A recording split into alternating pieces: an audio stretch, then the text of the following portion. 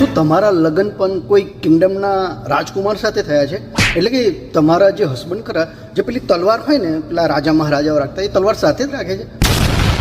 એટલે મારું કહેવાનો તાત્પર્ય છે કે જો તમારો હસબન્ડ આવડે જ, તમે જ આવડે તમારા હસબન્ડ સાથે ઇન્ડિયાથી કોઈ બી વિદેશની કન્ટ્રીમાં ગયા, જો તમારા હસબન્ડને હજુ પણ ઇન્ડિયાની આદતો છૂટી ના હોય, જેમ કે આપણો ઇન્ડિયા છે ને પુરુષ પ્રધાન દેશ છે, ત્યાં સ્ત્રીઓના ડિસિઝન કરતાં પુરુષોના ડિસિઝનને વધારે મહત્ત્વ આપવામાં આવે છે.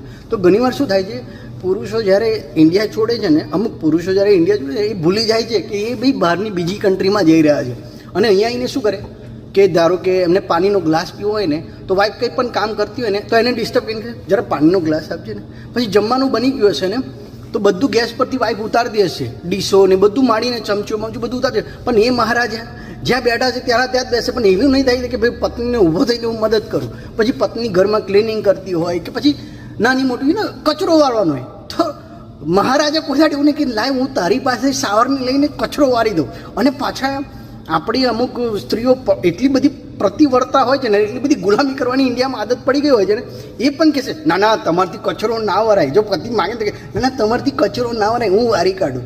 એટલે એવું ના હોય ભાઈ, તમે એક કામ કરો છો, એ મહારાજા એ કામ કરે છે, તો પછી તમે એક્સ્ટ્રા કામ કેમ કરો? થોડું કરી લો, આવડે છો તો, પણ આટલી બધી ગુલામી કરવાની જરૂર નથી. જરા વુમન ઇક્વાલિટી, મહારાજાને કામ કરાવો થોડું ઘરનું.